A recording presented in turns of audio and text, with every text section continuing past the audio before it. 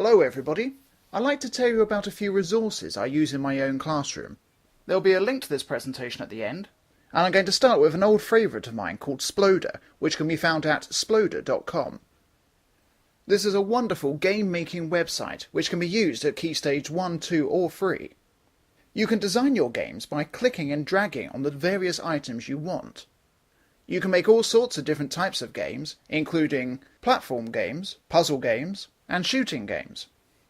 There is a whole community of game makers on the website, and your children can share their creations with other people by sharing the link online. The games editor is easy to use, and it allows you to keep tweaking until you get your game just right. Very little computer experience is needed, but it's an excellent stepping stone to go on to harder coding later on. The next resource I'd like to share with you is also for pre-coders. It's an iPad game called CargoBot. The game is simple. You just need to stack the crates in the correct order. However, the way you do this is by pre-programming your crane first. This takes lots of logical thinking, trial and tweaking. The game is fun, and it's an interesting way to teach the control part of the ICT curriculum. The next website I'd like to show you can be found at poplarcalm. This is a fantastic mind map maker. You build and store your mind maps online, and you can add all sorts of things, such as text and photos, uploaded from your computer. You can share a link to your mind map and allow other people to view it, but also to collaborate with you in real time.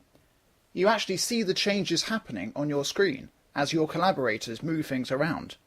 This makes it an exceptionally powerful tool for education, and your children will love collaborating with it. It's a great tool to use for homework, and for us teachers, it's wonderful for planning. The next resource I'd like to show you is called Popcorn. Now, before you get too excited, it's actually a video editor which allows you to add all sorts of other content to it. You can overlay your videos with images, text, Twitter feeds, Google Maps, and even Wikipedia entries.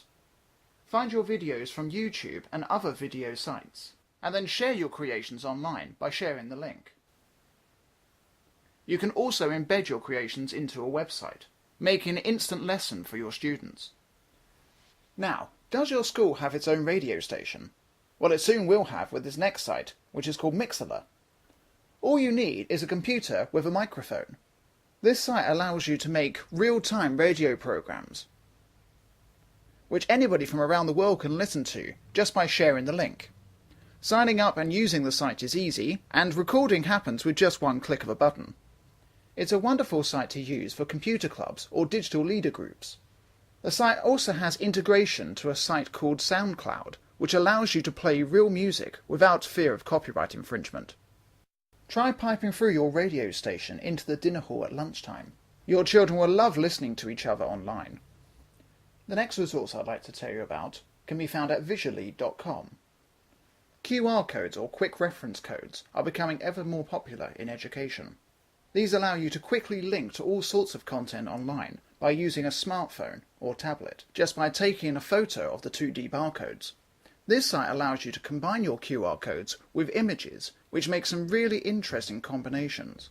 Use the site to make interactive worksheets, interesting classroom displays, and even treasure hunts for you to explore around the school. Ask your students to make their own, within activities across the curriculum. You can make really good interactive logos for all sorts of projects. The last website I'd like to show you can be found at lubbertv. This site allows you to make interactive video quizzes. Find a YouTube video that you want to ask children about. Select a 20-second clip and then set up a multiple choice quiz. You simply write down your question and then add one correct answer and 3 false answers to choose from. Once completed, share your quiz by sharing the link with your students. There is an active educational community on the website, and there are thousands of pre-made video quizzes to use on all sorts of topics. Thanks for listening to this presentation. You can watch it again by going to the links on your screen, and there are thousands more educational resources on the ICTmagic wiki page. Simply go to ictmagic.wikispaces.com or Google ICTmagic.